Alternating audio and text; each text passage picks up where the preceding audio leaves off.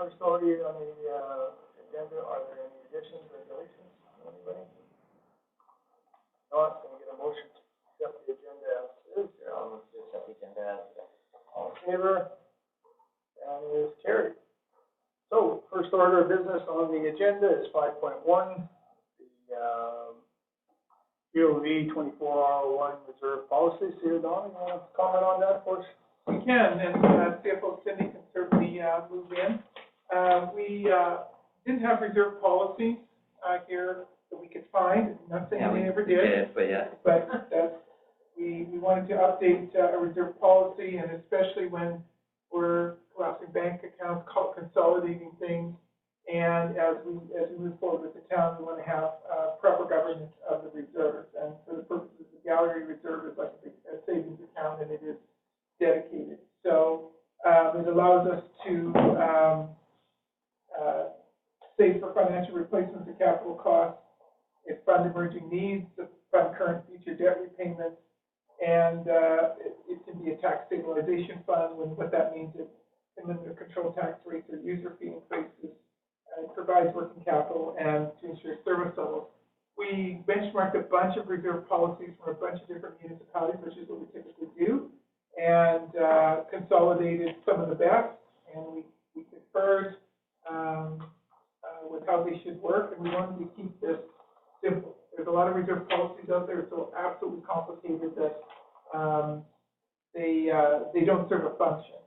And one of the things we want to make sure that no matter what we do in reserve, there has to be a council resolution, and we have to come with the proper documentation and administration on why we need to do it.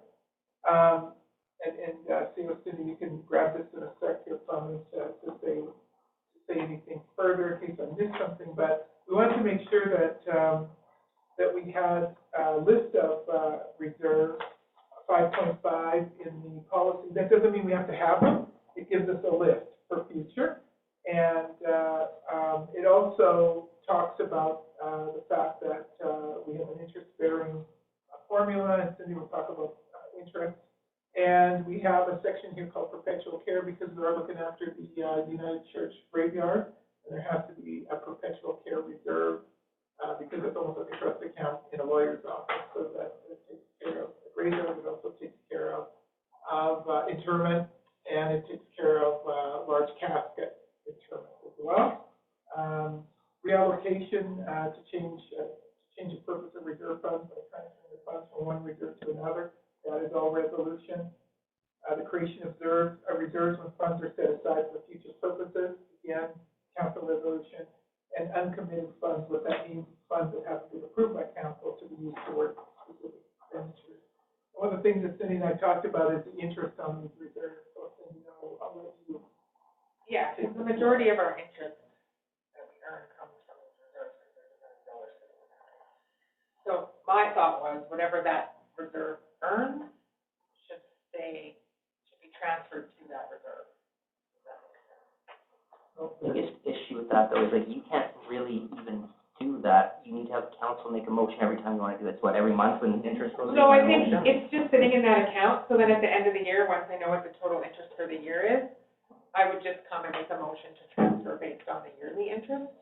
Because I'm not moving it anyways, because it's sitting in an account that I need. No, and I get it, but I guess in my mind, it's just simpler to just, as part of the budget, say, okay, well, here's the money that accumulated in this account that's additional to the reserves, but it's already in the reserve account, so we should, we have to make a motion on it either way, and it is discretionary, and then it's going to get muddled if you try to automate it, I feel like. Because, so what I'm trying to do is so that the amount in that account is completely 100% reserved. Sure. If there's nothing, because right now, there's, what I say, like. But it still isn't unless every month when you get interest, you get a motion. That's my point. It's, even if that's what you're trying to do, it still isn't without a motion every single month. Right, but I think we can just do it at the end of the year. But at that point, why don't we not just, when we do the budget, saying, okay, well, here's what we're, out of this budget, here's what we're moving over to this reserve account or that, and just looking at a holistic sense. Well, I think you still need, even though you approved the budget, like we've approved moving from reserve, and I haven't brought it to you to move yet. Because even though it's in the budget, you still need a motion. Yes, but doing it all, looking at it that once as a holistic thing, though, I guess is my point, because otherwise we still are going to do that when we get to budget. We're still going to look at this all over again, and I don't know, it just seems like we're just like kind of making more work for ourselves at a certain point. Because I just look at the, like, at the end of the year, I just look at what the total amount of interest is, so at the January It just goes meeting, back in there. at the January meeting, I just bring you a motion to say, can we move this to reserve? And you're still just hoping that, like, I mean, I don't know, whatever council decides 6 years, right? Like, you know, I mean, like, you're still, like, it's still not reserves until that motion's actually made. So your account isn't a reserve account entirely still, though, I guess, no, it's not achieving your function, and it's still at the whim and discretion of a table of 5 people who might not agree with you. But if it's in the policy that the reserve, the money goes, well, so if it's in Sure, the and the council's policy, gonna vote on it and say yay or nay either way, though. oh, I guess, but, Right, so. I mean, to me, it makes sense, because it's just, it's money that's definitely going into reserve. I And it could be agree, it should $100,000 go into a year. reserves. Like And, last year, we had $100,000. but I guess my point is you still have to go through the exercise of council making a motion to actually make that reserves, which kind of is defeating the purpose of just having it automatic, because it can't be either way, I guess. Well, I could take that line out, and then every year just come to you and say, I want to move the interest.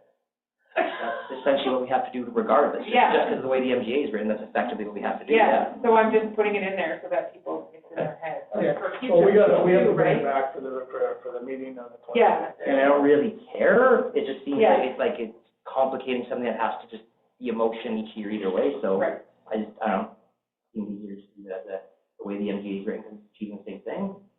I don't know, So I I don't really does care the either way. MGA say that you have to move the interest? No, it says that you can't, you have to, council has to make a motion to move Right. money in, out, or within reserves. Right, but, so in doing this, my theory or hope is that this is a way to actually put money in reserves regardless. Because if this isn't in here, this little verbiage about the interest, then nobody ever has to transfer that money to reserve. Right? No council ever has to transfer Well, money. no, to but it's reserves. not If in they're the gonna front spend of like their drunken head sailors, they will either. either way. It's And not if in they're their gonna head. build up reserves, they're gonna either way. Like, I think we should be putting a hell of a lot more into reserves. Well, I would love to, but then. But, I guess my point is, that's just it, it's gonna be whatever the demand of the day is, whatever the consensus of the, the day is regardless, right? I don't, it seems like it's gonna be very arbitrary and just dismissed. Okay. All right. Well, we're gonna bring it back for the 25th anyhow, so if you want to massage it a little bit more, it's up to you. So, Well, Chair, can I just ask a point of clarification only on the fact that we understood that we were at a council meeting for a new business in town, and Okay. we were invited to come and say hi. All right, so absolutely, Are we in the right, that. are we in the right place? You sure are. It's okay, I was Well, making you know sure. what, we'll give you a minute right now. No, I'm sorry, I apologize for not asking who you were. No. This is a council, we have 2 meetings a month. This is what's called the council of the whole, and it's very informal. So Okay. you can talk to us on this one. When we have our regular council meeting at the end of the month, it's whatever's on the agenda, and then we'll give you a chance at the end. Okay, so maybe we are then, because I think that might be the one we were supposed to come to at the end of the meeting, so that we could just say hello or. But if you wanna, No? It'll just, we Okay. always have a public conversation. I'll tell you what, to spare you sitting here and listening to us all night, if you want to. I move to suspend the agenda and move that item to the Yeah, so front. we will move forward and we'll Okay. give you the chance to, if you, okay, put in a motion, all in favor? Yeah. Carried. So there we go. You can go ahead, please introduce yourself. Well, so I'm Brent Farquhar, and I'm helping open up the new home test. And so, but I'm representing Colleen, who's the owner of the Drayton Memorial, and they had a family plan to get this thing started, so I'm gonna hand it Okay, over. absolutely. Thank you very I'm much. a attendant, just staying with them. Okay. So I will be in Thorsby. Colleen and I are the Thorsby Yes, crew, okay. so we're here. Absolutely. So I think, I didn't, get a chance because of the time there to go to your, I think Corey was there. Yes. Corey came there. It and, was very nice, there was lots of people out, it was very good. Yeah. So, we appreciate you being a new business and being in town here, and, thank you for coming tonight. Well, thank you, we're certainly happy to welcome you all in and Okay. Free coffee, talk and. Alive, I hope. But yeah, we'd rather you come and visit us, sure. Yeah. Talk about your loved ones. Yeah. I have to tell you, we had Daniel Smith into Drayton Valley, and he took a picture with us, and we posted that picture on our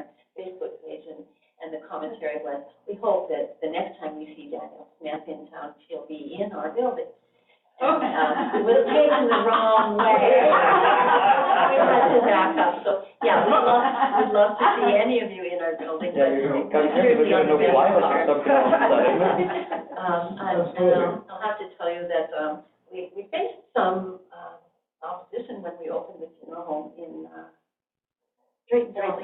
Yeah, but we certainly feel really welcome in this community. So I thank you for, opening your arms and making us feel, at home. Well, that's great, and like I say, thank you guys for coming down, and I was hoping that when you stood up there, you're gonna help us with our problems with the reserves, but. Community could be of help, right? And making the community healthier and stronger, so that's, Right. we're happy to be here. And we're actually here because one of your council members, who I don't see around the table, came to visit me, handed me her card, and I said, oh, we should say hi to you sometime. So she invited us to come. She doesn't show up. Oh, yeah, she doesn't show, but I think she did mention that she might not be able to be there on the other. Well, you're certainly most welcome to come in any of our meetings and, come in and talk to the administration if you have. Oh, they've been very helpful. I've already had a good chat with them. All right. I got out of it alive. Well, thank you very much, appreciate it, Yeah, and if there's well, anything we're else. delighted to be here and Okay. serving and discovering that lots of your people in this region prefer the idea of not having to go into the big cities. Yes. to talk about Absolutely, funeral stuff, which nobody ever. absolutely. No. Okay. Sometimes I like to hide out and drink coffee, so now they know the pot. Anytime, Don. I've had a few people ask if there's a new coffee shop in town. Oh, yeah. We make the best coffee. Okay. Awesome. I'm a coffee connoisseur, so I look forward to it. Well, it's McDonald's, I think, this time, right, with the box. McCafe. You know me. You now serve McDonald's coffee in Thorsby. We can put that on the book. Thank you very much, and, You're welcome. Thank you for your enjoy the rest of your evening, and, Thank you, absolutely. And I want to commend your parade. Oh. I've already been in to have a great chat with your, I searched out till I found who organized it. It's her first year doing it too. I know. Starting out from here, now she's experienced. So I've already given her personal kudos, but I just want to say, I was so flippin' impressed. Oh, that's It was just amazing. And I just moved out here 2 months ago from Ontario, so okay, I'm just really. thank you very much. Thank you, guys. They're good here. They're very good. Okay, all right, so, we'll move back onto the agenda, we'll go back to, Devin, council reports.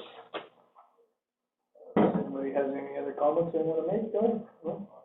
Yeah, go ahead, Devin. Make a motion to unsuspend? I've never done that one before. No, you No, we can can move back in. Okay. we jumped ahead, that's all Okay, it we is. didn't table it, so you're good. Yeah. Okay, we didn't do that one before. Good question. Sorry, that's kind of a weird one, yeah.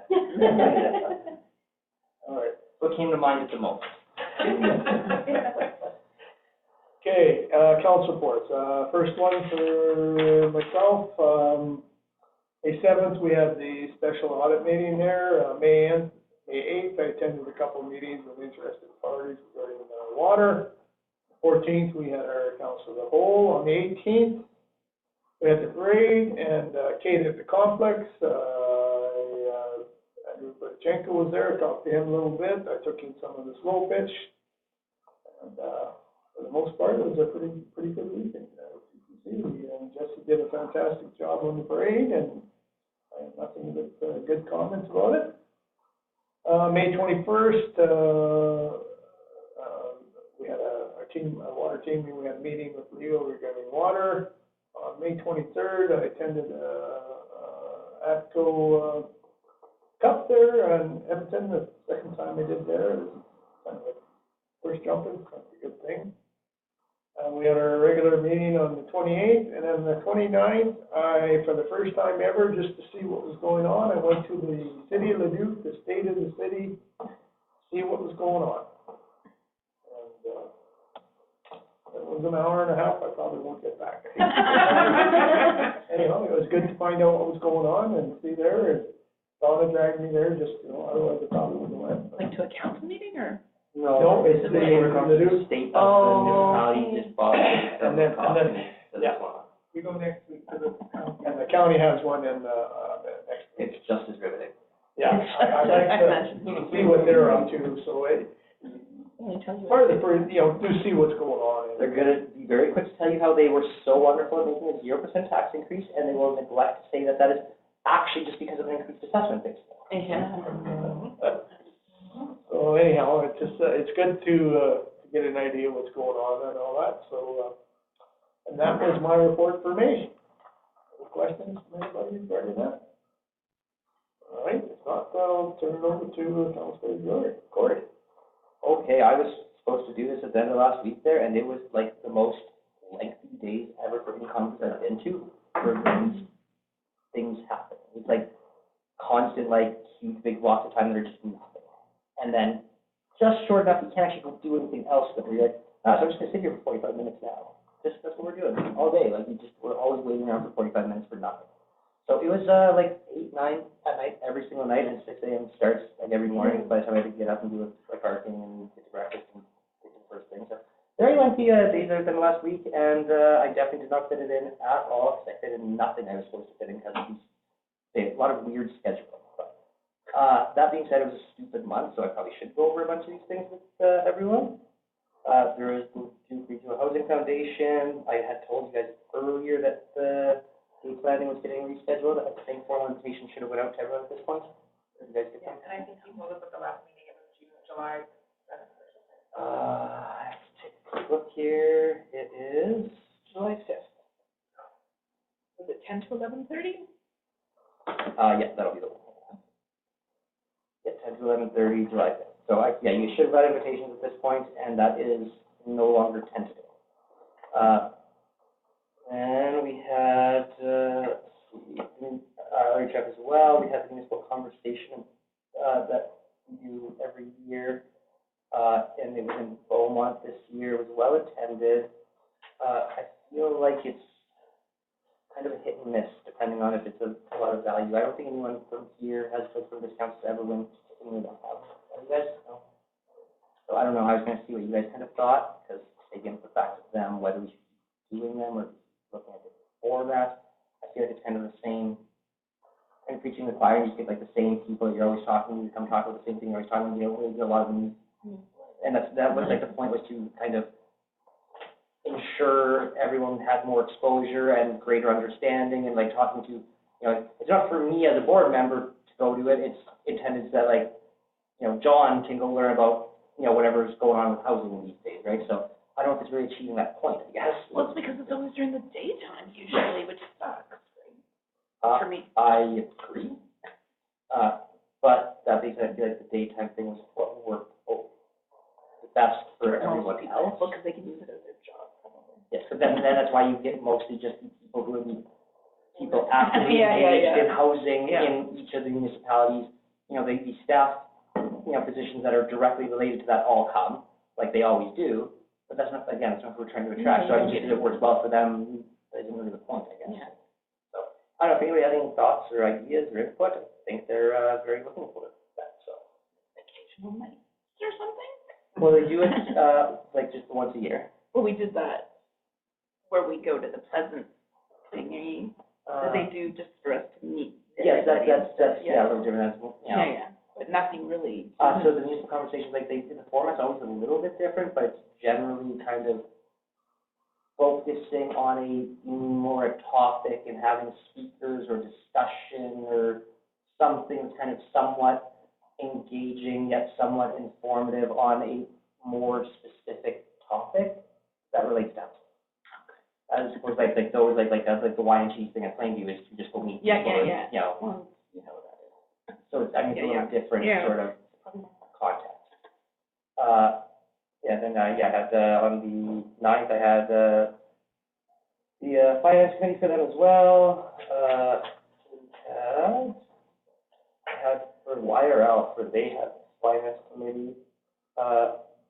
They also, like YRL, have a weird problem of they haven't increased their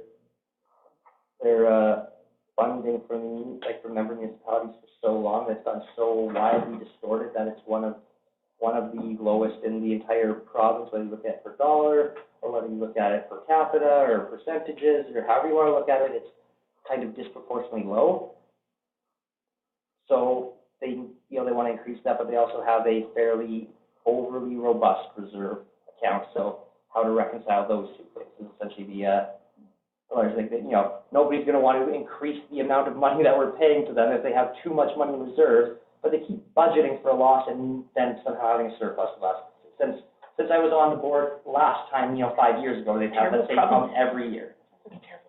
Yeah, it's kind of that they try to burn out the reserves and can't, so why do you need more money? We had that problem.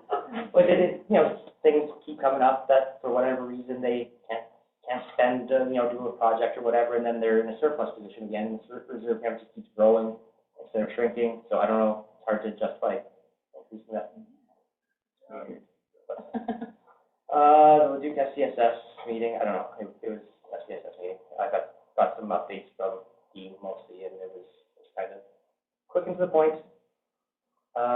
There was on the 16th, there was a meeting over at the water treatment plant.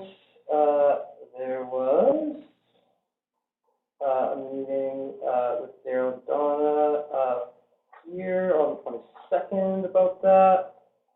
And then another HF board meeting again on the 23rd, which again, not a whole lot that's truly pressing, aside from the, again, the gates opening date change.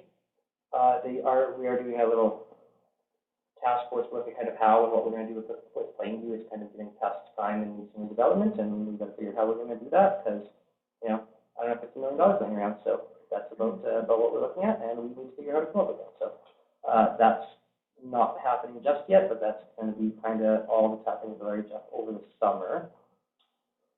Obviously from a board, I mean, they're doing all the stuff from my perspective. And then there was on both the 25th and the 26th the rodeo, and it was really actually quite good. It was probably one of the better ones I've been to. I haven't been for the last couple of years, like since COVID, but before COVID I used to go every year, and this was just better than all of them. They had it, I was busy, it was a good energy, it was really, I liked it. I saw Donna there, she put up with listening for a while. And then on the 27th, I did our new visit town here, the funeral home. I went and did their grand opening event there, the ribbon cutting, and they literally made me help them cut the ribbon. So that was not what I was quite expecting. So, okay, and I guess that brings me, that's the thing. So we're in June. So that is all. It is a busy month, Corey. Question on the SAF, was there representative lodged by other municipalities or not? It was record attendance by like a lot. Normally they have about 2,000 delegates, and there was 3,100. But you don't feel it was worth the value? I don't. A big part of the problem, like I say, their scheduling. I understand the scheduling because they're trying to have stuff going on for two different, demographics, so to speak. So they have a lot of things that are trying to do concurrently, but yet trying to mesh them all together timing-wise, to like end at certain times for the next thing, but then going through these weird lulls. And I understand how it got that way, but it didn't need to be that way, and it could have been a lot more efficient use of time for the most part. I mean, there's all the businesses on Stephen Ave, I'm sure thought it was great, because I mean, there was always a lot of people just sitting around waiting, going to get the next tour. Which is why if we would go this, fine, I'm just not flying to Toronto like it was last year or whatever, right? So, but the other things like AUMA and stuff, a big benefit is the networking. Like that actually is a very, very real benefit. Smooth. Like there's not, it's like ching, ching, ching, ching, ching. The big problem is you go there and it is a lot of people and you have lots of great discussions. But is there really any benefit to the town for me going and having an interesting discussion with some counselor from Quebec? Right, sure, it's wonderful for me to have an interesting conversation about stuff. I found very few of them to be helpful here. There were some, don't get me wrong, like I spent quite a long time chatting with most of the council of Olds and Rocky View councils at a reception on the Saturday night. So I mean, there was some good, kind of networking opportunities still, but not near the same as AUMA because it is such a dispersed kind of cross-section of the entire province.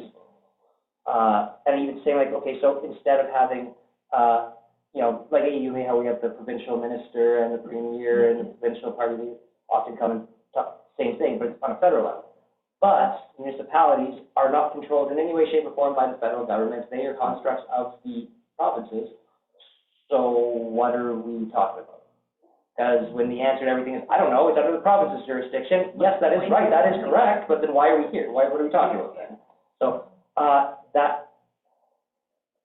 again, like it was, yes, it's nice to hear, different, national leaders talk about things, but it isn't directly beneficial to what we're doing here. So, I don't think it was necessarily the greatest use of time, but I didn't know because I'd never been before, so I don't know. I guess now I know.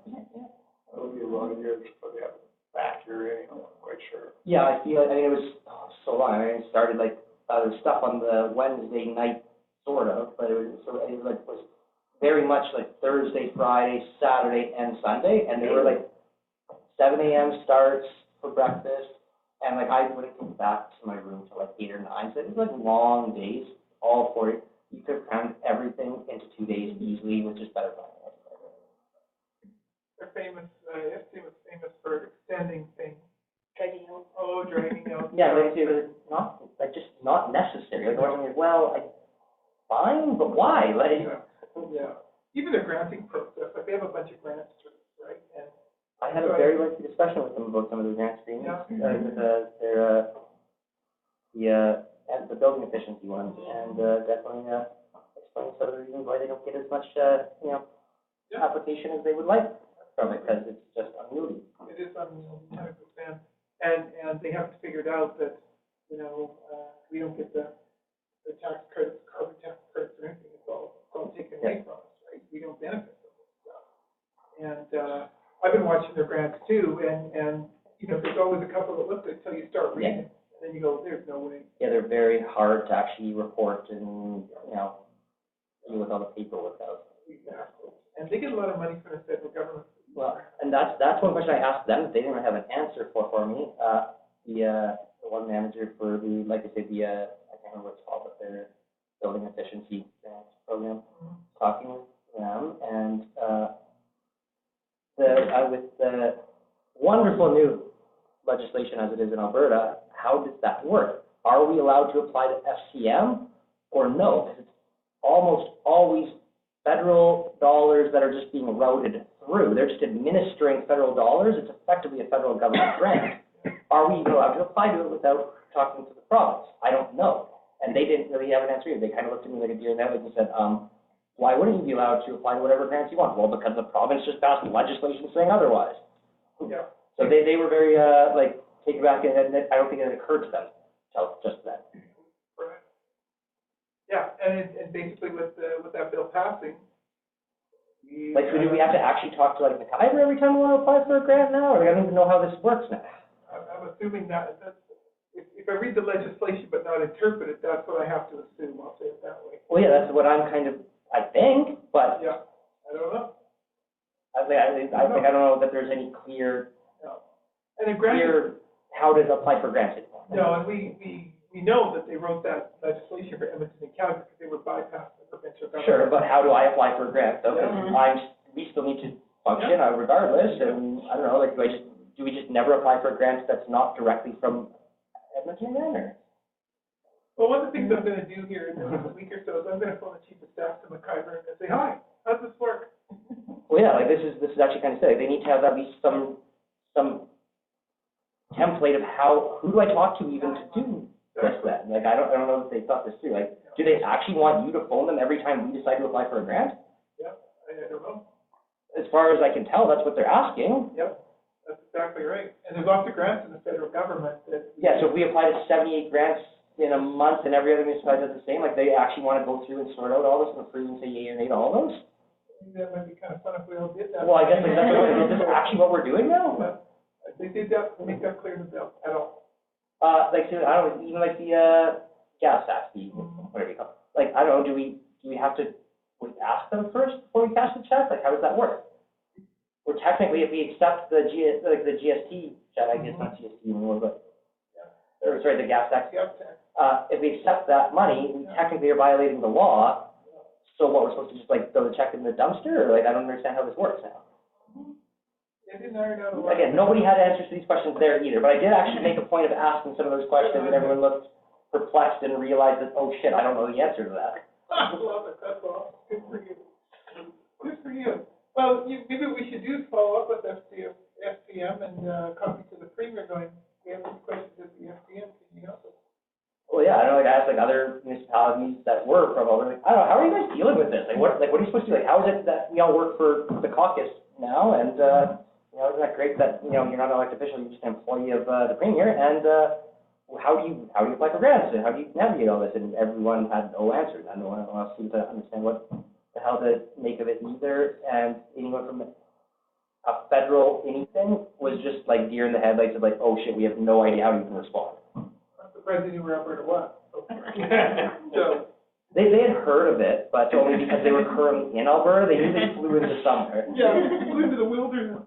How about, for council consideration, I do have a bit of a draft, just asking the questions and sent to the Premier and to the Congress. Well, I mean, it is kind of like tongue-in-cheek, but at the same time, they actually are legitimate questions of like, no, seriously, like, are we actually supposed to ask every time we apply for a grant, and are we actually allowed to cash our gas tax? Like, of course, the answer is we're allowed to cash the check, but technically, the legislation says we can't.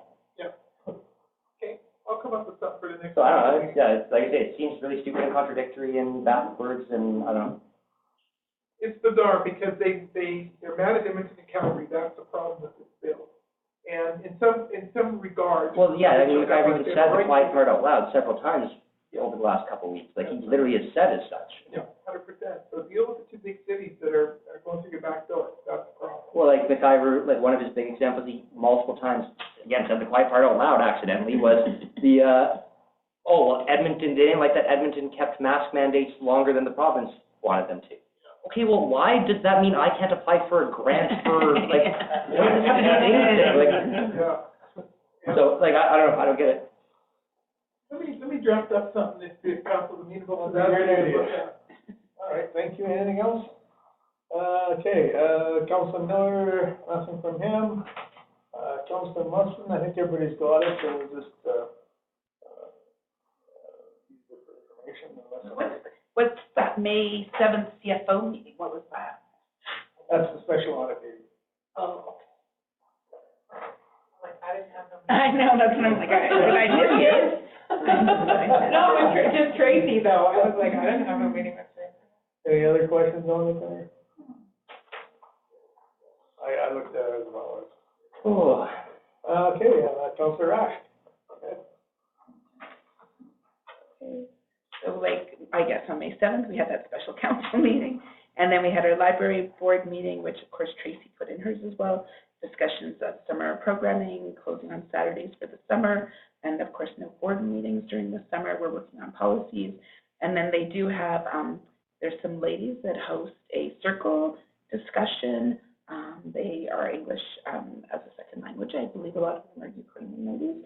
And so Andrew Bochenko got wind of this, so he's going to come and join them one time in their circle conversation because that's cool. And then on May 14th, we had our CAL and the regular council on the 28th. And then for special stuff, I was bingo paymaster. We had the Historical Society Pierogi Supper and Market on the 3rd. And then the May long weekend, participated in the parade. And then I watched a little bit of cornhole, and that was my May. Thank you. Any questions? No? Can I get a motion to accept the council reports for information? In favor? Carried. Okay, CA reports, 8.1. You're on it. Thank you, Your Worship. So month of May, the report's a little small, but there's a lot of work inside it, but I didn't want to write 7 pages. So, but I've had meetings regarding water and activities associated with water, including with mayor and deputy mayor and other stakeholders and potential interested parties with respect to water.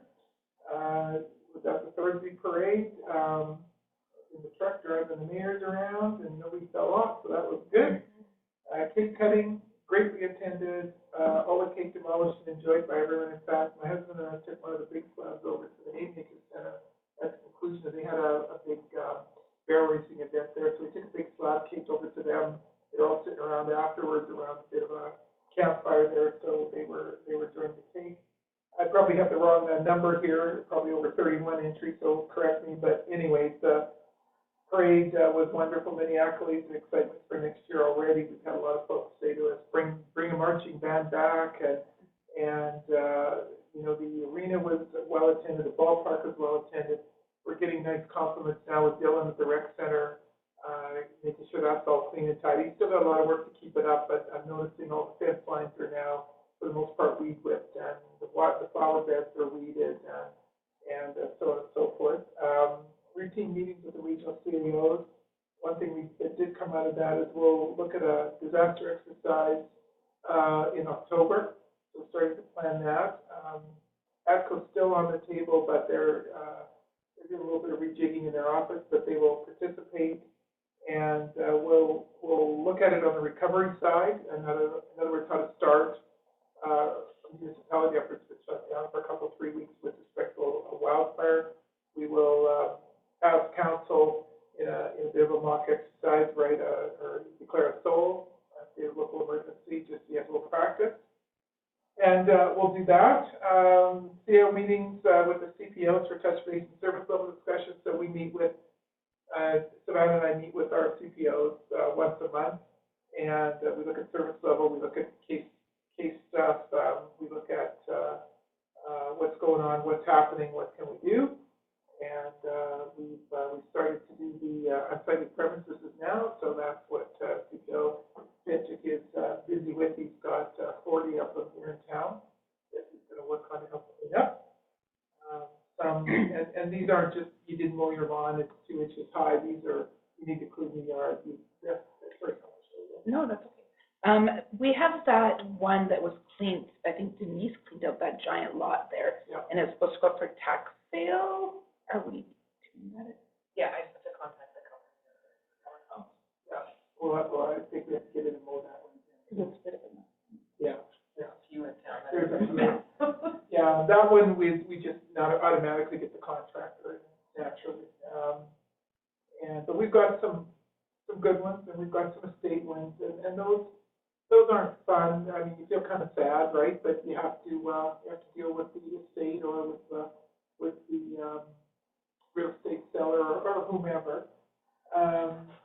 So we're going to get after those and clean up a lot of stuff. We noticed in some of our commercial areas here, they're storing their stuff in the back alleys, and it's kind of like a giant mess, actually.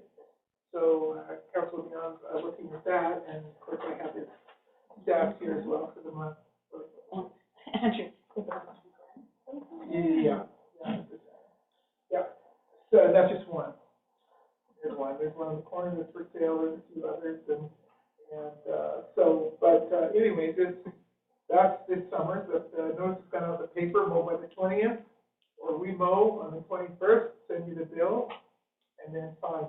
So that worked really well last year. Actually, some of the vacant lots aren't looking too bad this year. I've been driving around, kind of keeping an eye on them, and people are kind of getting the message, but there's also those that we have to kind of assist.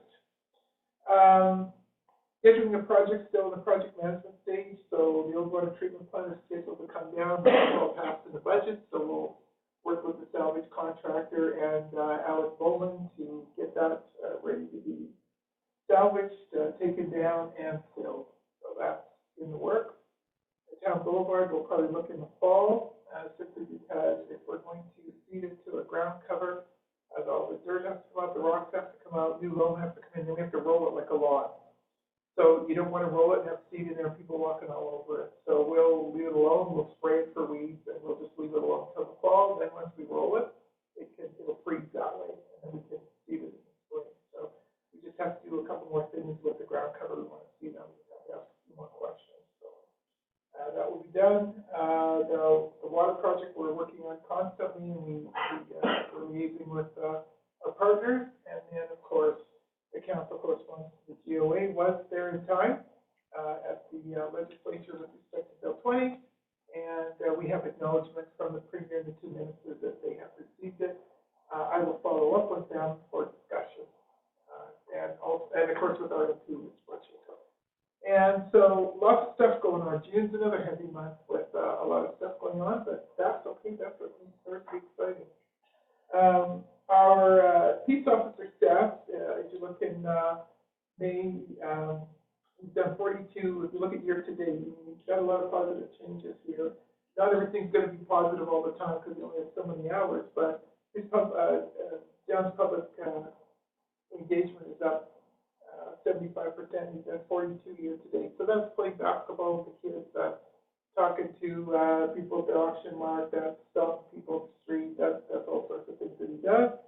Starting to do quite a bit of traffic stops, and it's, in May it was only one because he was still on probation. Now he's passed his probation. That means his field officer training. So he's now ready to go, and so there'll be more traffic vigilance here. We've got some ATV stuff happening here, and some break-ins happening, and traffic, crazy traffic. He hasn't issued any traffic tickets yet, but that will happen. Warnings, he's only 3 this month. Bylaw calls is 5, so we've got 22 to date, which is pretty standard for a small town. Crosswalk, May, 5 issues with that, and 24 issues with crosswalk, and of course we still have school when it's here. Lots of patrols, and he patrols everywhere and anything. He also patrols perimeter with Thorsby too. He does lots of patrol, and of course he can operate his vehicle on Highway 39 as well around Thorsby here. And 8 calls for service, and he's had folks come in his office when he's here. So he's had 44 interactions with the public in the month of May. I can indicate that both Kalmar and myself are very pleased with them. The public's very pleased with Dayon, and we'll continue to add to his workload in the summer with on-site leads and lawns and maintenance and he's really happy there. Good. Questions for? All right, Public Works. Okay. So for the month of May, we had a repair on the water line to Lions Campground. They moved a hydro pole down at the entrance there last year, and the anchor, they relocated the anchor. Unfortunately, we didn't have any markings of where the water line was. I'm just gonna point out, there's a giant coal mine just down the road, and it's not actually hydroelectric here at all, but just pointing out, yeah.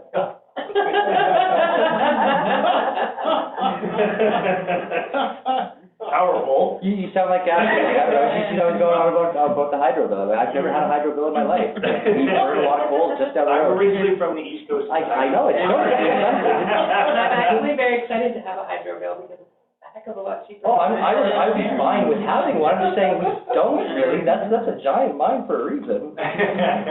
What we down Weed Creek will be okay. So I had to take the opportunity to give you a hard time. Thank you. So, I just a appreciate question, Andrew, with that. Did they ask where the lines were? They did, yes. Okay. So here's the interesting part, is that on our mapping program, we had everything else, but the way that the Lions Campground is set up is our connection to our hydrant right by the police department has 2 additional CCs. One's for us to blow the air line out, and then the other one's right across the road and kind of goes up. The water line itself that was in the ground is like irrigation. Yeah. So it's not actual proper water line. And it goes across the road and then kind of does this little snake over towards the pole and then runs down. So they don't trace your wire with it or anything to even. No, and I had nothing on my paperwork that explained where it was. So I don't think we can charge for it. no, unfortunately not. The other part of it too is like where they drilled the anchor in, they nicked it. They literally nicked the end of it. But because we had the water shut off over winter, Yeah. it wasn't until we turned the water on and we're like, hey, we have no pressure down here. So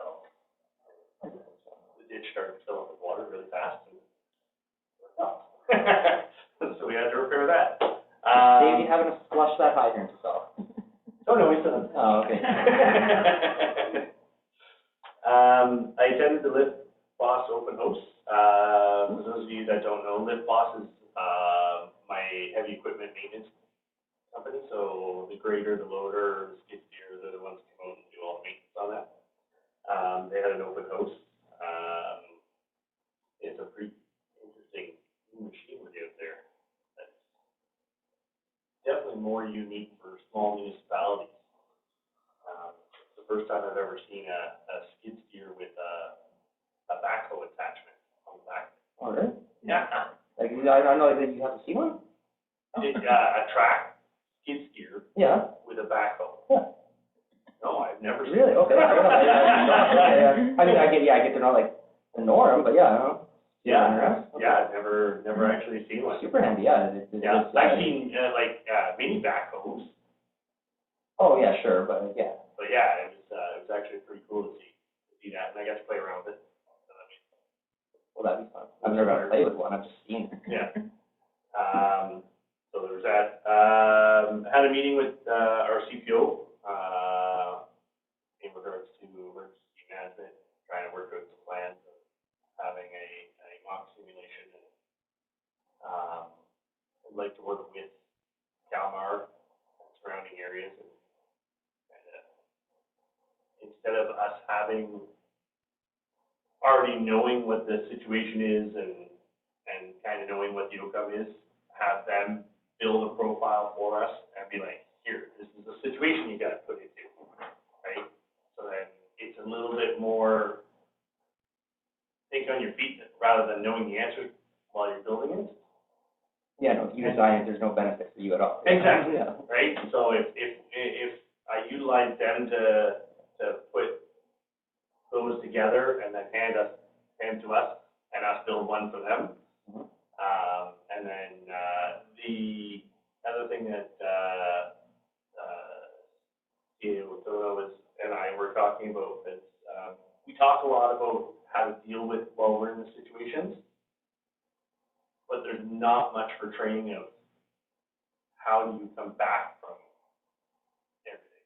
Oh, I think that is the big part that's missing for most municipalities. And that's What do you after want is a major issue that we should be spending more time on that than anything. that's what we want to focus on is that. Is Recovery.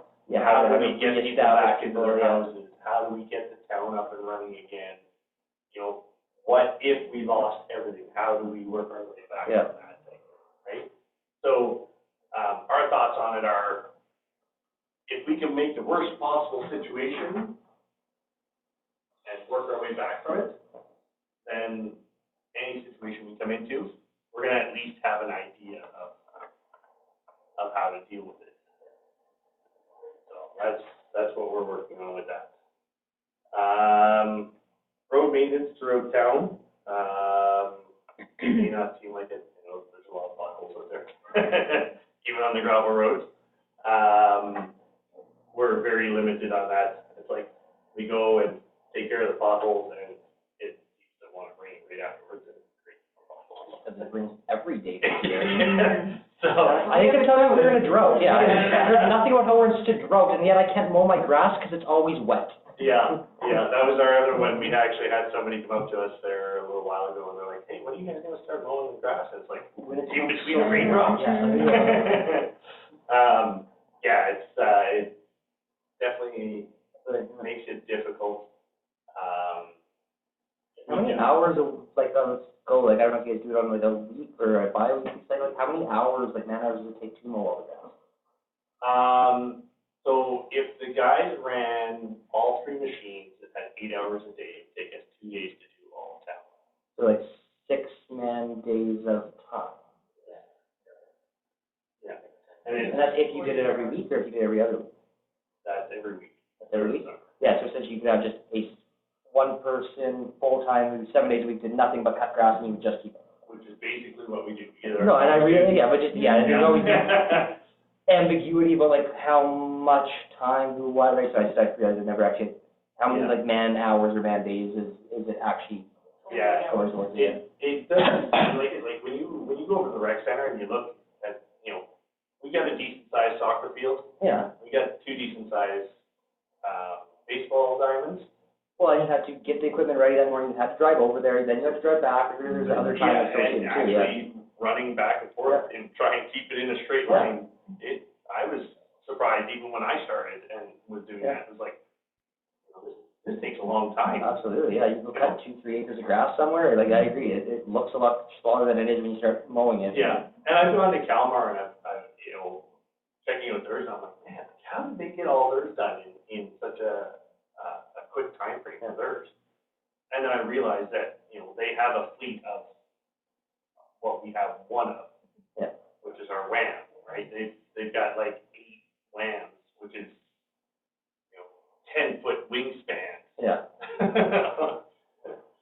Which even, I mean, that's not even necessarily the answer, though, in a lot of applications. We have such small little chunks we're trying to yeah, do that with. that's where we run into a lot of But you issues always with have ours. to have the smaller equipment, and then the smaller equipment takes forever to do because it's smaller, but like, you Yeah. can't fit bigger stuff in a lot of places like that.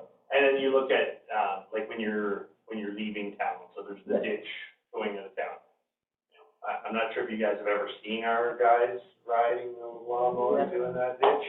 You're pretty much sitting on the side of it, leaning out. It's not the most comfortable, so we have a professional that does that. We let him take care of that. But, yeah, I mean, we had one end up like Drayton Valley did and have Yeah, some that's taken over, yeah. Ground there. Yeah, no, ours, the ditch, it's a steep ditch, but it doesn't actually retain water. No, but I mean, flip over and have a lot more land on top of you, and Yeah. it's still a really, really unpleasant WCD issue for everyone, like, Yeah. you know. Exactly. I don't want that to happen to any, you know, like, that'd be terrible, that'd be. Yeah.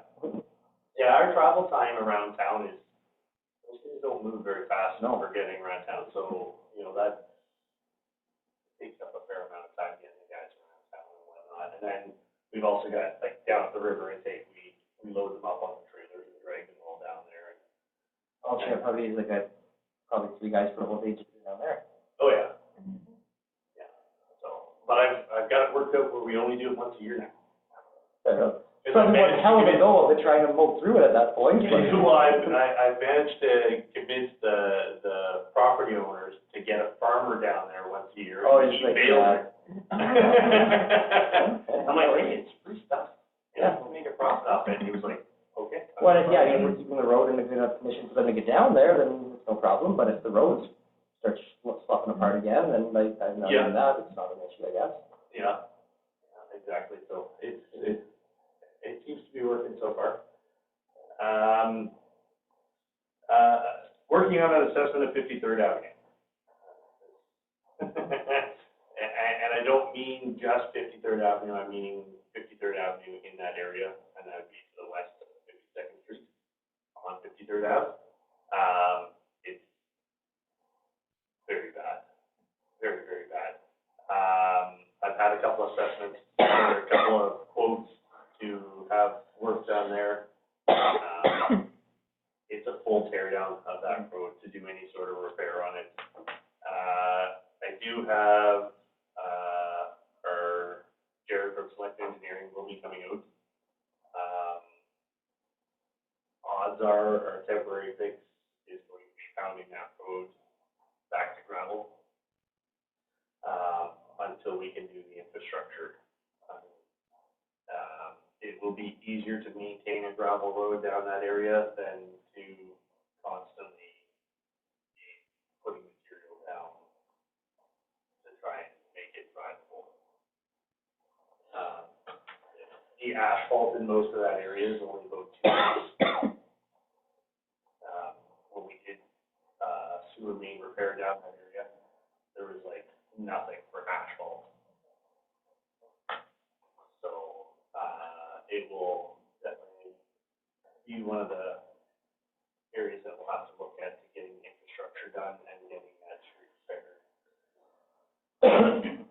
So, correct me if I'm wrong, one of the reasons that it needs to get done, as well as one of the reasons why it fell apart, is because that's where the access to get up to like the raw water ponds is, right?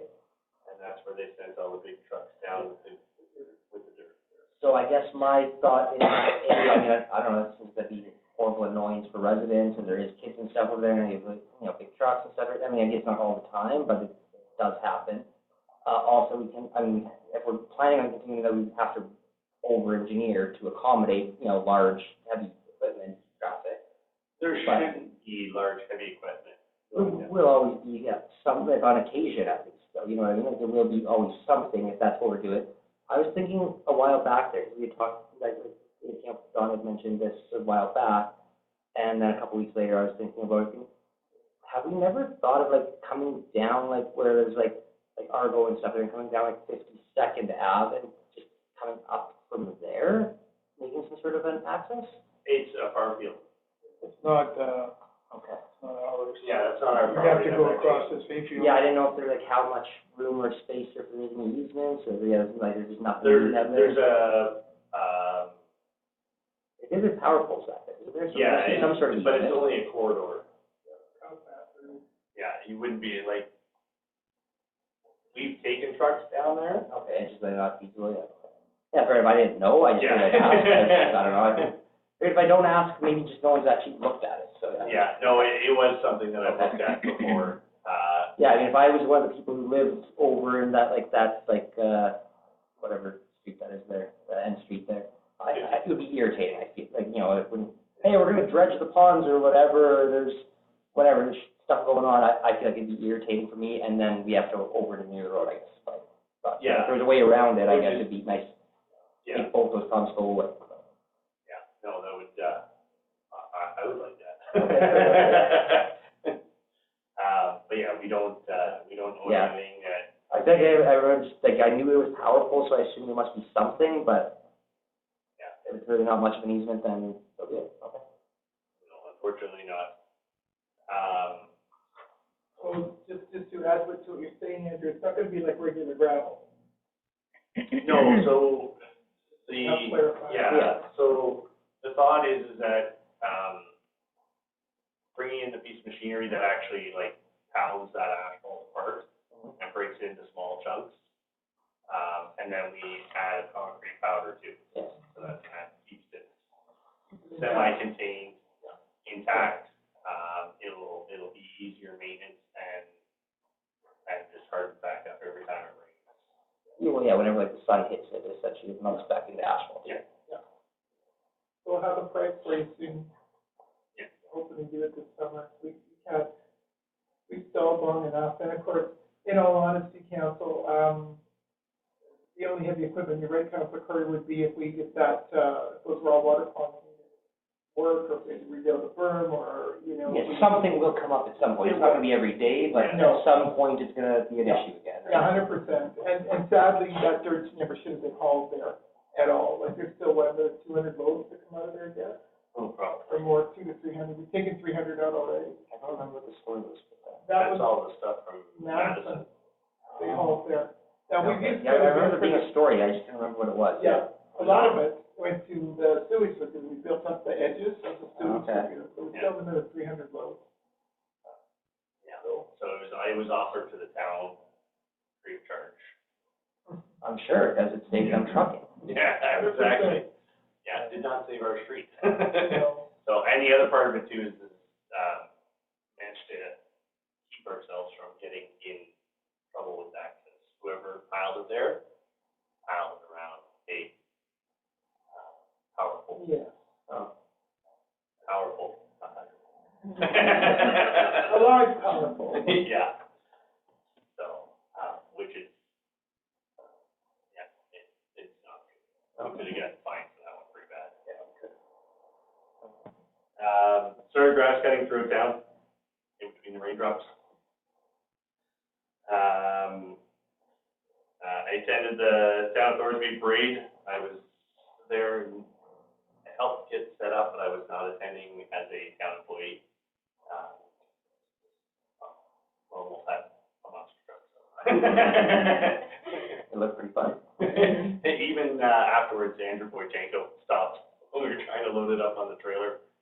So can I get a picture on it? So we got him up on, because the owner of it changed the steps on the side, so now they're hydraulic. Oh, okay. So I actually lifted lower, so he sat on the step when we raised him up.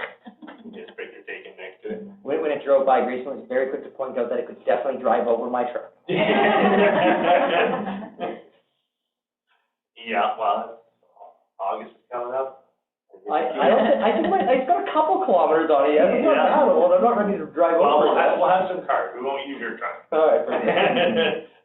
I think we've got four monster trucks this year. Yeah. And then, yeah, set up trailer and fire truck for the parade.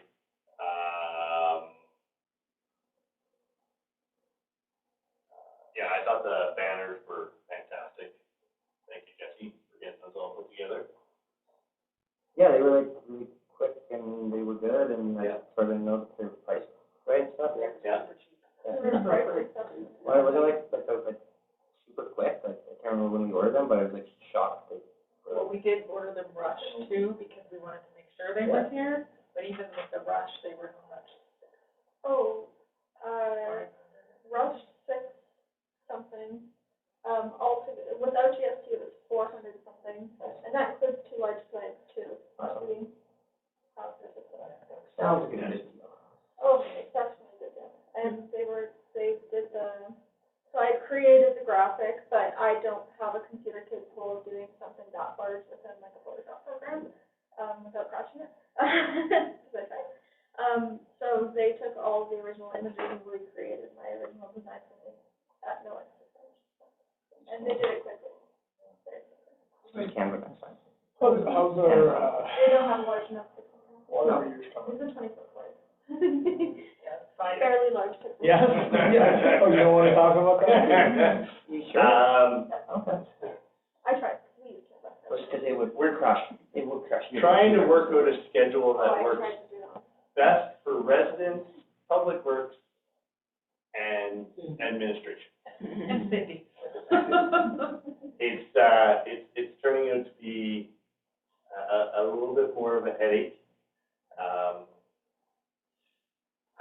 More with when it comes around to the next cycle for meter reads.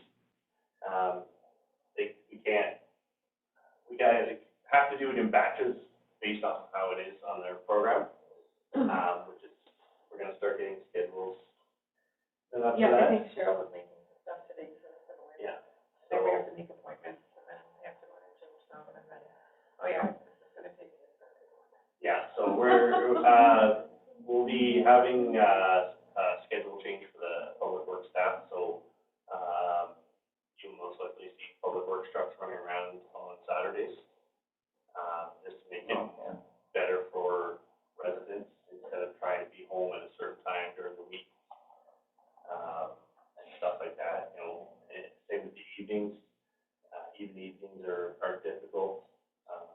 Last thing we want is somebody taking around with water when you got kids at home trying to give them baths or making dinner and stuff like that, so.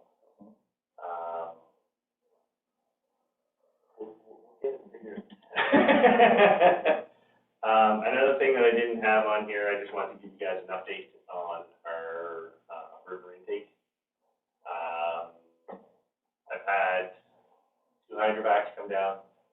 The head pressure, the hydrovacs are not able to overcome the head pressure of getting the water out of there to actually start working on the sediment that's in the bottom.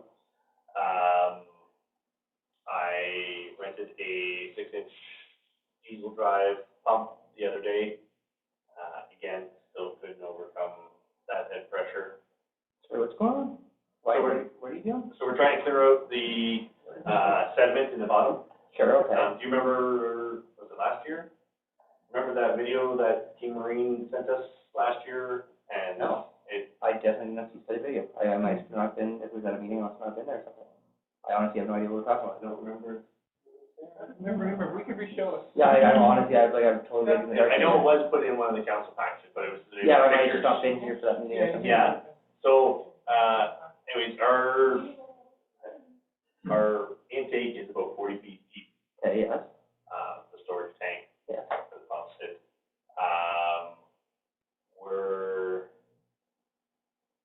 The sediment is now sitting at the first landing. Oh, really? Yeah. Oh, how many years is it? Like, so here's what we figured. If your oil owned it, they ran 24 hours a day, 7 days a week. oh, and now because it just is only so Now sporadic. we only run at certain that makes times. sense. Every time the water level comes up and drops down. Yeah, it's thinking like it's packing in like limestone. Yeah, sloughing that sediment into our tank. So I'm trying to get that sediment out so we can get our new pumps in. So we're not putting new pumps into all that lovely sediment. Well, yeah, like, with the on-off though, it's gonna be not sludge, it's gonna be like solid, it's gonna be like a block of marble. Exactly. So there is a valve that we can close, which should have been closed. Yeah. Should have been a part of the procedure for starting and stopping that, those pumps down there. So once we get that valve closed, get that sediment out of there, we can get the new pumps in, we can get the inspection done down below, and then that'll be a new part of the procedure, is that when pumps aren't running, that valve is closed, so there's no more sediment flushing in. Yeah. You're It's still the gonna have hard it, way. like you do, it's with the long sitting stagnant, and then the sudden change of, like, you know, you start adding suction, you try to pull, and then it turns off. You're gonna get that stuff, I think, even shutting it. Like, I don't know exactly what it's, like, exactly the piping setup, but like. You will definitely get that. Yeah. We're just trying to limit that Minimize sediment it, from staying in there. yeah. Like, as soon as you open that valve and fire the pumps up, It's whatever's gonna still get in that that weird initial line. pound again, and yeah, like, it's gonna, Right. there's like laminations of stuff. Yeah, you'll never get rid of that. We're just trying to decrease the amount that's Yeah. coming and sitting in there, right? So instead of having what's sitting in your pipe Yeah. and in your, storage tank, Yeah. we're limiting it to when you open the valve, whatever's sitting in the pipe is the sediment that'll come through. No, it's all totally new to me, but yeah. Or a diver has to come and Yeah, full so suited dive. we have to basically dredge. Yeah, but it's not really dredgeable though, so that's the thing, So with the dredge, it'll be a submersible pump that we drop down inside. It'll actually fully gear up to dive in there, mask and everything, air tank, go down, and our goal Looks is. like gold mine. Yeah, our goal, well, actually, that's not a bad idea, maybe we might be able to make some money back off of it. Bring a pan. Yeah. But we want to get dredged, down around that valve so we can actually get the valve closed so that we can stop the water from coming in. Like I said, the hydrovacs didn't work, I had two of them running at the same time. Yeah, because I feel like I know exactly what you're talking about, but you're gonna get, like, unless you have like stupid high like velocities, like the water pressure, even if it like softens it, it's gonna like just kind of disturb it, but then it's all just like, you gotta like move it, and I don't know, you have to have like stupid high velocity to actually kick through that. Mhm. Like, it's not gonna be mud, it's gonna be rock, like, it's gonna be like soft rock, it's gonna be really, So we have had it probed, like, our diver went down and was Yeah, you able like to stick into probe it. and Okay. get through it, so, that's definitely a saving grace. Yeah, I'm worried it's like too hard to get through without like physical, like, smashing, yeah, essentially, yeah. Yeah, so that's basically what the dredging will have to do, is he'll actually, whether he has a hand pick or whatever, and actually kind of break it apart and scoop it. Whatever. He figures we're looking at probably about a week to get it 80 to 90% clear. I'm sure, like, that's, yeah. So, but it's one of those things, we have to do it.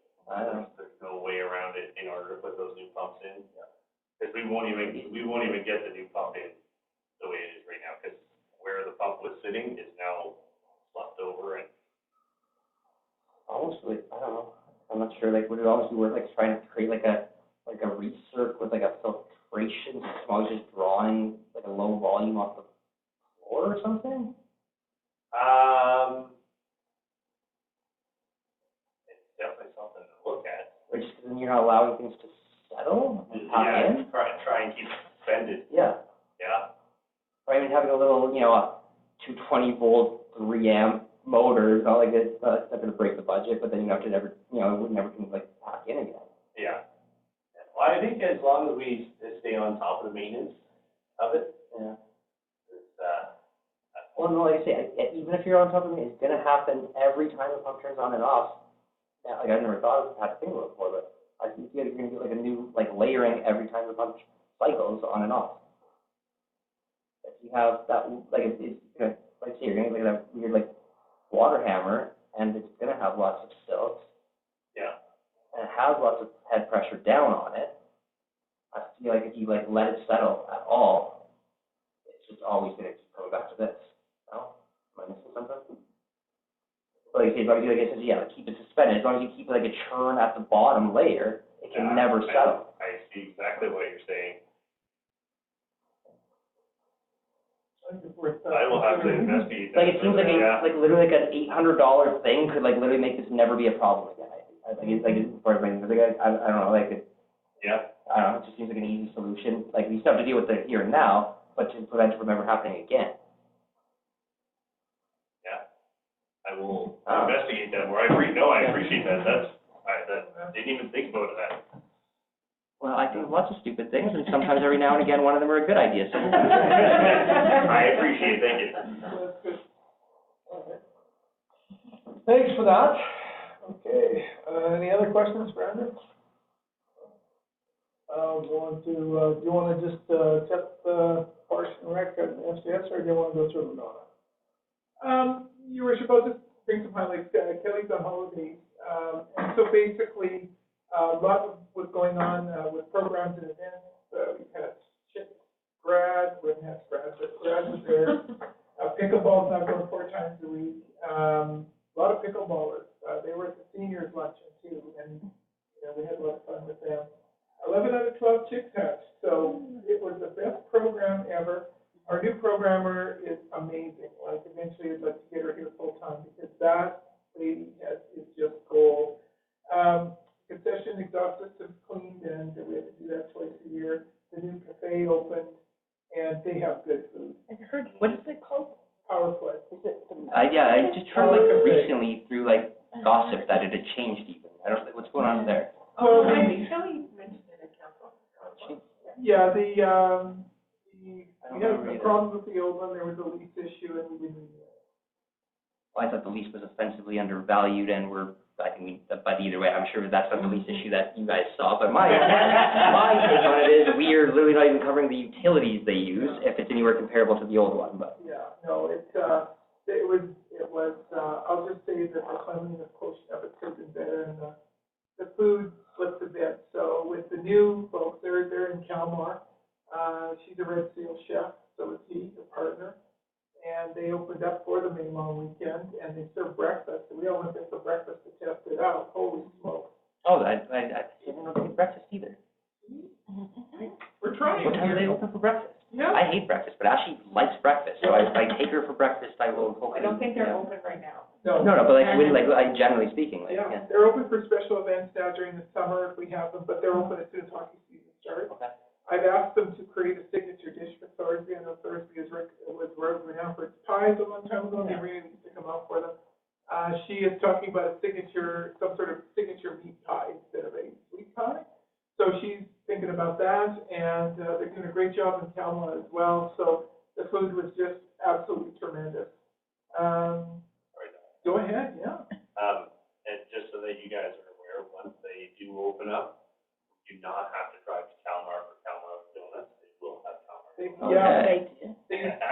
And Kalmar bread from the bakery they have, and eggs from Kalmar chickens. I don't know what it is. Like, not really options for like breakfast, and really, I don't know. I feel like they're probably going to be pretty busy. Yeah. So they have a full breakfast menu. It's pretty cool. They have French toast bites, and Lyndon had them. My husband had them. You had the breakfast sandwich. I had the breakfast sandwich. It was phenomenal. I had bacon and eggs. It is shocking for me. Kelly had the tacos. I don't know what Audrey had. Breakfast tacos, that's a thing? Oh, Regular breakfast tacos. pretty fresh. Okay. So, and a lot of people all of a sudden started coming in, they'd have coffee, but then they smell the food. Oh, we'll try that, because we're sitting at the other tables ranting and raving, because that's what you do to bring people in. But the food was very good, very fresh, very good, clean as a whistle in that concession now. So we're really happy with them. Had a bit of an incident in the May long weekend. Someone just had a little too much chicken food joy juice. So we had to, we called, Dion had just gotten our shift, so the RCMP came in and we fixed that. The new scoreboard's in. And, so that's what's happening with, rec center right now. Do we have, everybody has summer students? We do. Yes. Do we have any grants for that? Yeah, we got a grant. No, I guess that was again, one of my questions, how does that work now? Do we actually have to report that to the province? Do we have to get approval Well, it's a first? provincial grant, I think. No, it's the Canada Summer Jobs Grant. Oh, I don't know. It's like the gas tax. The gas tax funnels through the province as a bank. It's actually a federal grant as well, though. Just because something, even a lot of checks we get from the province are actually federal money. So how does this work now? What do we need to, I like, think, this is insane. there is that general federal grant for some. And I get we cash checks this week through the province, but it's them just acting as an intermediary. So how does that work? And, so our program through the provincial is called STEP. The STEP program. STEP program. So it is it's, the umbrella is federal, Yes. but our portion that we get our funding from is provincial. So we had to apply to this. But that's just it. You're applying to a federal program that's being administered by the province. So it's just applying. Is there Violation of Bill 20. That's what I'm saying. Like, how does that work? Technically, it's against the legislation. But what makes it what makes it kosher? I don't know. I don't know how to actually square that circle. It may be one of those, maybe like the COVID checks. We'll get the money from them and then. Yeah, like I don't understand how this Next year, works. they'll go, now you owe us that back. Well, I don't like technically, yeah, like technically they could like literally fine the town for saying we accepted federal money, but like it actually came from them. Yeah. Like it's actually insane that like that could be the case, but us accepting money from the province, we could get fined for because we're in violation of the provincial law. This is just stupidity. Yeah. I'll put that in my letter, I hadn't thought about that. It's like, It's ridiculous, I agree. like is it by virtue of them sending the check and acting as an intermediary, is that inherently them indicating acceptance and approval? Because maybe that's Maybe that adequate. is. I don't know though. Like I don't understand how this works. I don't know either, but I'm gonna ask those questions. Awesome. Yes, we have, 3 summer students for public works, and 2 for council. And that covers only a portion. Yeah, it was 10,000, we got $10,000. Yeah. Some change. Yeah, but we also budgeted for it in the budget. To not get it. Yeah. We budgeted to not get it. Yeah. So getting anything is No, but I think in better. the spring when I had it in there, it did a job. Yeah. I knew we were getting it. We just, So I could save 5%. Yeah. All right, thank you. CS? Yes, FCSS. So real quick, I emceed the seniors luncheon last Thursday. There was 158 people there, 48, something like that. And 148, yeah, I should look here. And Carol from Esso, from Copa Esso catered. The food was amazing, great sandwiches. It all left as soon as we said at the end, take it home. It disappeared. Seniors late. Yeah, the dessert disappeared. Michaela had actually new real flowers on the table for door prizes and a bigger plant. We're going to do that next year. Actually, we're going to have Warburg Colony plant the plants for us, so they look really nice. And so we had a lot of fun. People were visiting and having a good time, and that was it. Michaela is now an animator with the Canadian Mental Health Association. She's finished her training, so that's awesome. And she's been at quite a few meetings with the county and PTA. She was speaking at, and we will move the brief meeting, Connect 39 with an article, 13 calls for information referral, 3 walk-ins, 6 books for 20 minutes. So she's busy, and she's now working 2 days a week at Calmar. They're happy to She's doing FCSS there? Yeah, very happy with it. She's 2 here and 2 there? That is correct, and I worked it out with Savannah, that we'll collaborate, like, if she has a meeting on Thursday, we're pretty flexible here, she just works 2 days. well, a lot of things are like regional kind of Yeah. things either way, where you can split the time or whatever. So we're doing, Savannah's good with that, so, yeah. Yeah, they were looking for quite a while. They were without for what's been a couple months now at least. Yeah, and then what they did fill out, and then they had to discharge that, position, so they. I think it's been a couple months since since their replacement, and I think it was a couple months before that. Yeah, So I and think like over the whole scheme here, it's been the whole calendar year more or less. and then the replacement a couple months ago was discharged a week and a half ago. Oh, so there was another, oh, okay, so there's a third, Yeah. okay, I didn't know about that A one. lot of Okay, discharges. Hard to keep up. Yeah. It is, and so that's when we right away said, you know what, the Kindle was always a choice for us, would you share it with us? In your budget, that's not what it means, but sharing, absolutely. Well, no, that makes sense, like you say, there's regional things that we're working on and stuff that like happen all the time, and that's just, like, it seems a no-brainer. Yeah, no, they love her there, Great. so she's got a lot of work to do, she has to rebuild Camelot. And they have very little interaction, they have folks that don't come to events, like we're overloaded at events, and they spent quite a bit of money on their volunteer appreciation for, I think, 20 some odd people. They had a juggler, they had music, they had a whole bunch of stuff, and I said, oh. The juggler was wearing clown get up, nobody Yeah. likes clowns, that's the Yeah, problem. yeah, exactly.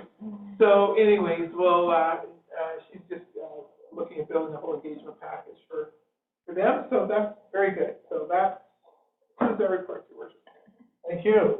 Can I get a motion to accept the state reports? Now, to accept the administration reports as information. Thank you. All in favor? That's carried.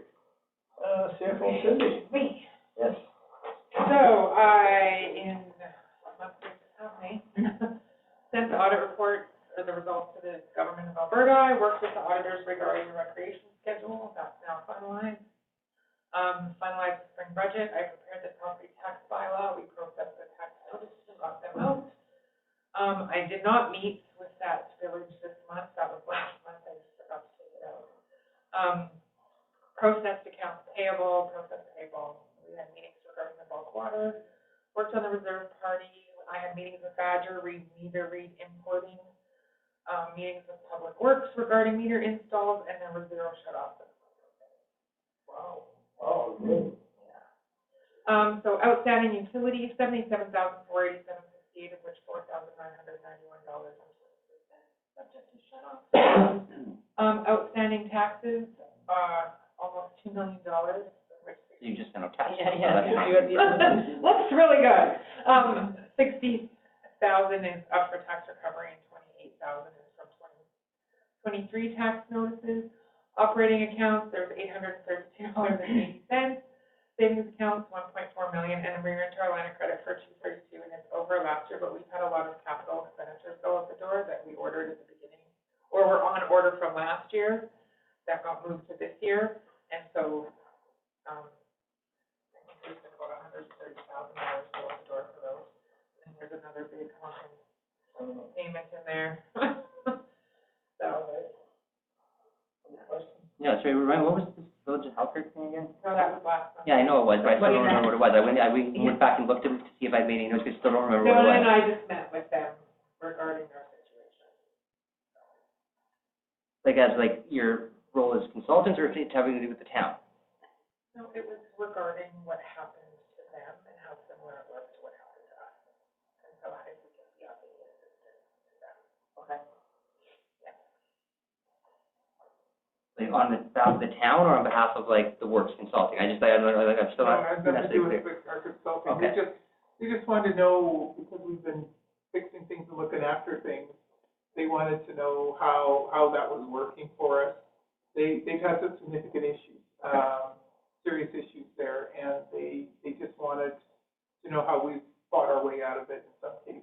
Sure, and I guess I was trying to clarify, like, what, in what role and what capacity, like, what are we talking about? It was CAO to Yeah. CAO and CFO to CFO and just how did we Yeah, I just, handle- I just How did we wasn't quite handle sure, the- so I just, yeah. No, good question. It was pretty much identical. Well, I mean, that'd be fair, I mean, you guys are both, like, technically, like, not full-time, so I'm sure you guys do other things too, so I, Yes, yeah. we do. We did. Well, we didn't charge any expenses back to town. We did go on behalf of the town, but there's no expenses charged back. Yeah. So about 3 hours worth of conversation. Anything else for Cindy? No. Motion for the CFO report to be accepted. Thank you. All in favor? Carried. Correspondence. You want to go through that now? I can, Your Worship. This is just basically a contact information sheet so that you know that if there's wildfire issues in the town of Thorsby, this is how they do it. And of course, where our contact is, we just put in council's information. they're putting it in here, how they would evacuate a healthcare facility. We don't have one here, but still, that's how they do it. A lot of times in healthcare facilities, they expect the municipality to do all the evacuation and municipalities push back, so. And then how they reopen healthcare facilities, what they have to go through to do it, and then repatriating patients. So it's going in our emergency response binder. It's just information for all of you, and then of course there's all their mental health supports, public health, emergency resources, and evacuation. With wildfire, I've asked Florida to come. I think she's coming at the end of the month, or she might come at a meeting in our regular in July. We're going to talk about Florida's wildfire response and some of the tips and tricks they've learned and what we can do to help them, because we have a whole town full of Florida stuff here, basically. So it's for your information. It will go into our emergency management binder and as it requested. Thank you.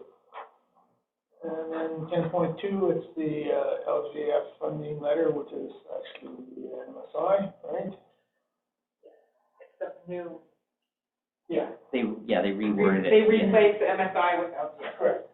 And made it crappier. Yeah. And on a whole different website that you have to go on, 2 o'clock, like it's. But it made it sound like it's better.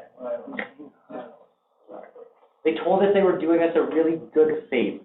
I don't know why they couldn't make it. And you know, just as a point of, not order, but contention, is when they do this stuff to us, They should tell us in advance. They They should give us a should. warning. and when they do, none of their stuff works. So Cindy and I spend, whether it's me with their Yeah, trying to do a point or whatever. faulty in portal on a thing that you didn't even know you were going to have to figure out because you didn't even get told until it was the last minute. And then you need your Alberta ID number, and you need this, and you need No, that. I think it's so, like, they never give us any advance warning for No. anything. It drives me insane. Then when you can't get on, they say you change your password. I still can't get on. Well, we'll give you your, username. I know it. That doesn't work. You get back up.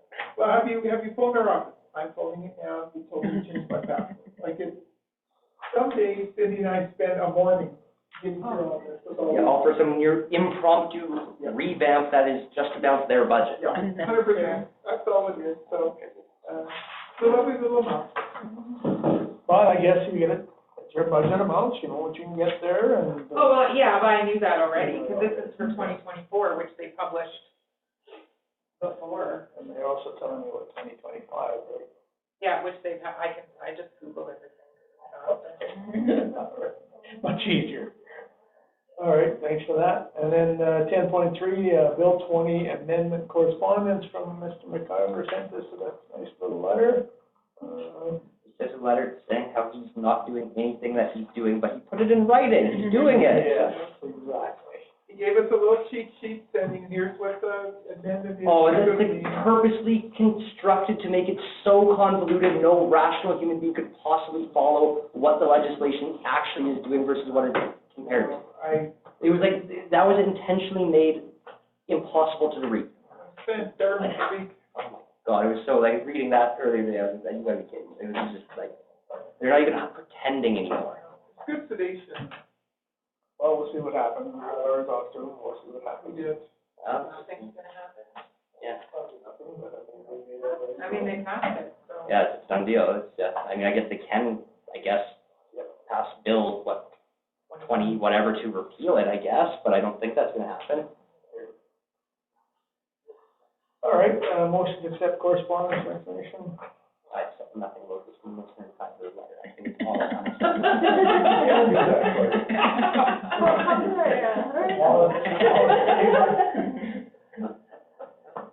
Nobody's in favor of accepting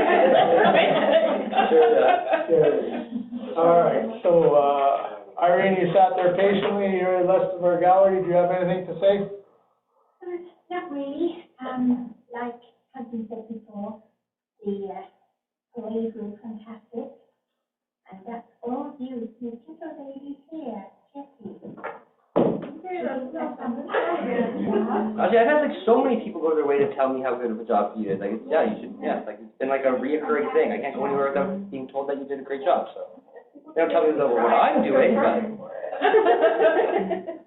Say thank you, that's all you have to do, is say thank you. Other than that, there's nothing, no use talking about the road, because we'll